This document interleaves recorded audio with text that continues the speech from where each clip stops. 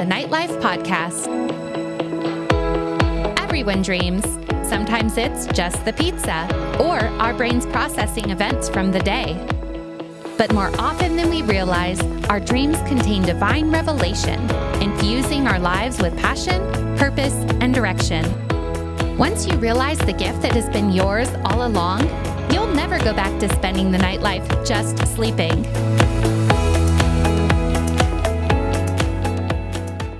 Thanks for tuning in, all 10 of you, to my first podcast episode ever.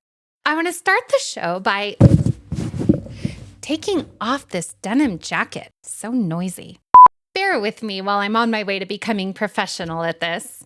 Aside from noisy clothing, heavy breathing, breaking the habit of saying like too much, and a myriad of other interruptions such as walking that sounds like stomping overhead, barking dogs, barfing dogs, and subsequent yelling, troubleshooting my mixer, only to realize it's not plugged in, and general insecurities that make me doubt I should even be doing this.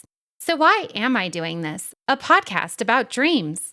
If you've ever seen Paul Blart Mall Cop 2, you may understand when I say, I feel like I didn't choose podcasting. Podcasting chose me. Through the years, various people have asked me about starting a podcast. It was all casual, of course. No one offered me money or a contract or anything. But the idea always sounded intriguing. So I just tucked those comments away and put podcasting on my list of fun things to do someday. In addition to enjoying the medium of podcasting, anyone who knows me knows that I'm a vivid dreamer and have had many special connection points with others through dreams. Dream interpretation makes me come alive and is one of my favorite things on earth to talk about, whether my dreams or someone else's. Which brings me to my third point. I'm a born talker. Most podcasters probably are. The idea of chatting into a mic in this windowless room in my basement, sharing what I'm most passionate about, is exhilarating. Of course, it's intimidating too. But that aside, I'm excited to inspire others to go deeper in their own dream lives and engage with other dreamers in the art of interpretation. To illustrate, I'll share a dream I remember from when I was a young girl in elementary school. I was in class at school talking to another student next to me while the teacher was talking.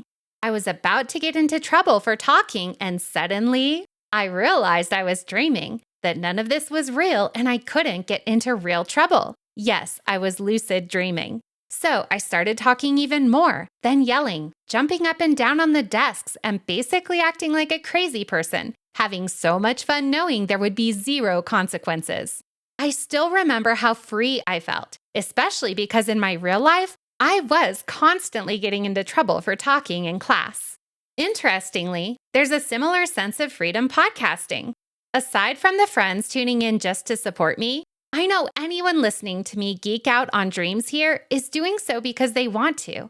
It's a relief to know I'm not boring anyone against their will, such as in live conversation. But trust me, for anyone who's had special encounters through dreams, they are anything but boring.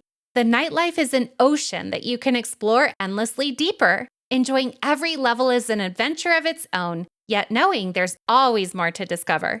Here's a dream that a neighbor shared with me when she was over the other night. This is a recurring dream of various forms. She dreams she's in a house she has owned for a long time and then discovers there's a huge part of her house that she never knew existed. In one dream, it was a cathedral. In another, there was a small door she had to crawl through to get to this other part of the house. Pause to consider what you think this other part of her house could represent. What came to my mind when she shared is that most of our busy modern lives are dominated by our five senses. For her, the dream is revealing that there's this whole other realm of life she isn't accessing. She's being called to enter in and discover what this expansion means for her life. She only needs to discover what the door is and decide to enter in. This podcast is for dreamers at any level who want to expand their lives beyond the obvious. All of us have responsibilities, to-do lists, and the things we turn to at the end of the day to wind down, hoping to recharge enough to wake up and do it all again tomorrow. What if the nightlife was meant for so much more than just sleeping? What if it's possible to receive keys in the night that affect your actions and decisions during the day? What if there are upgrades available for our lives, and it's our choice whether we take hold of the upgrade or just settle with the old version because it seems to be working good enough? I strongly believe that good is the enemy of great. The daily choices we make form habits that end up shaping our lives, whether we gave them much thought or not. We should all periodically pause and honestly ask ourselves if we're thriving or just surviving, and how that affects not only us, but all those around us.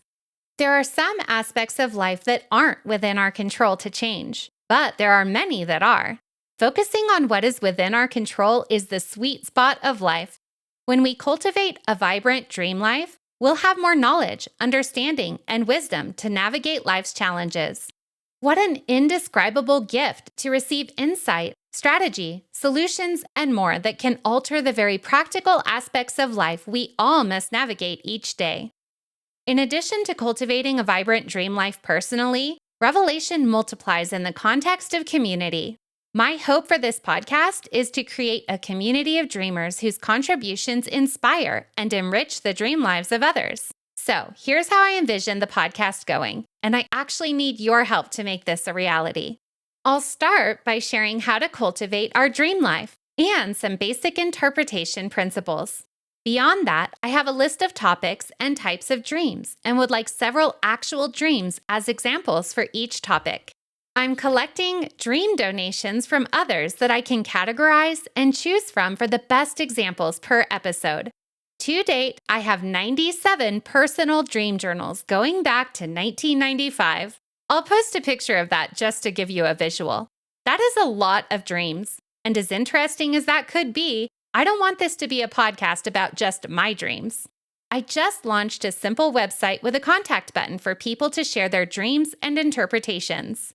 In your submission, please include your written consent for me to share your dream on the podcast. And if you want it shared anonymously, or using your first name or your general location, such as your state or country. You've got to be careful searching around the internet for The Nightlife, so take a look at my logo and website in the show notes so you know exactly where to go.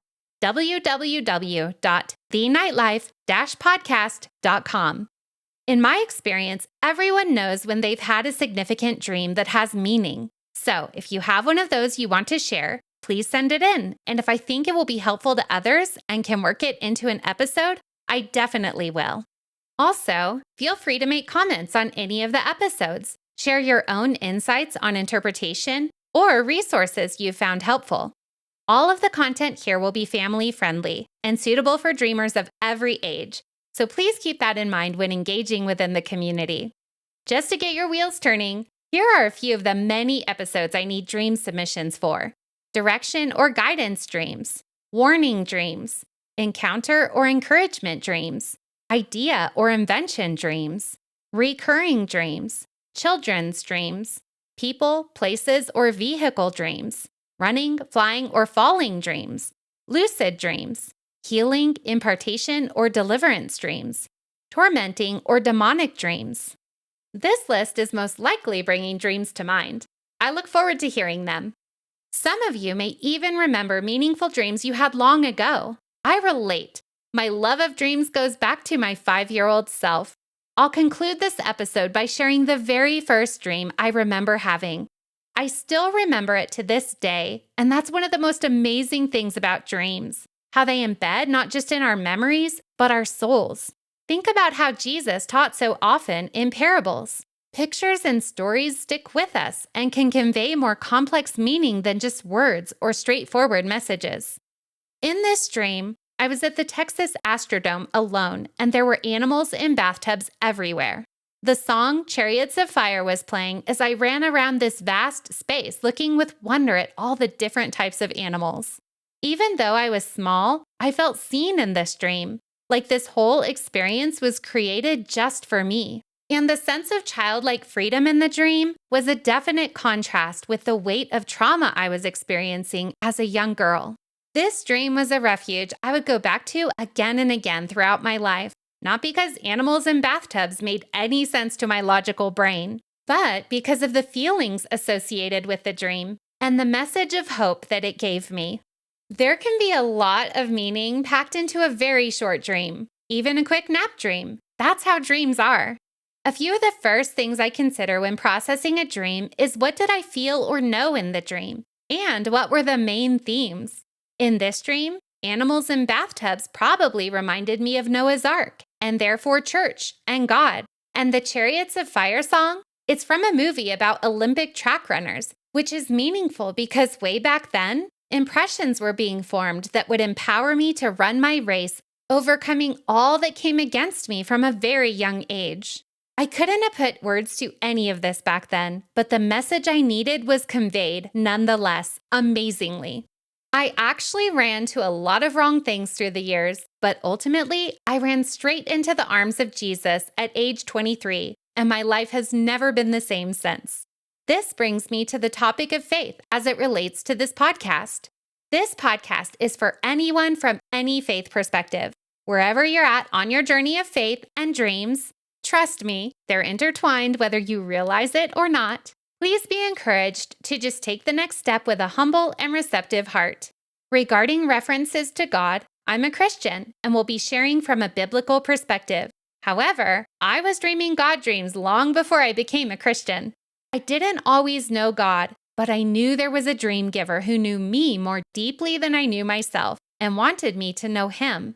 I'm fully convinced, based on my experiences, biblical history, and knowing God's nature, that dreams are a gift for everyone, whether close to God or far away. My hope for this podcast is to inspire our generation to steward the revelation God wants to release through dreams, that He is releasing. If we don't create time and space to remember, record, and interpret our dreams, the substance of this amazing gift will slip through the cracks of our busy lives. We will flounder unnecessarily if we're disconnected from the counsel God wants to release to us in the night when we are at rest, quiet, and most receptive to Him. Do you believe God wants to speak to you? Do you believe God is excited to reveal things to you that you couldn't otherwise know? I do. A thought came to my mind on my run this morning. So many people are debating AI, trying to figure out if and how they should use it. But what about DI? Divine intelligence. Why would we focus so much on artificial intelligence when every single one of us is made in the image of God with potential to receive divine intelligence, the very thoughts, counsel, and wisdom of God Himself? While not the only way, dreams are a significant way we receive divine intelligence. I'm excited to go to sleep so that I can enter into dreams that are full of adventure, mystery, and revelation. And I'm excited to wake up with as much time as possible to reflect on my dreams and discover what gifts may be contained therein. Through years of experience, I've grown in my ability to discern the source and nature of my dreams and what to do with them. This is something we must all personally grow in. And the starting point is to simply make time during your waking hours to record and process your dreams. You'll remember your dreams most vividly right when you wake up. That is the ideal time. But if that just isn't possible for you, you can at least write down a few key elements of your dreams that will help you remember later in the day. Every journey begins with just one step. So wherever you're at, just start there. I promise your life will never be the same once you wake up to what's happening in the nightlife. Thanks so much for listening.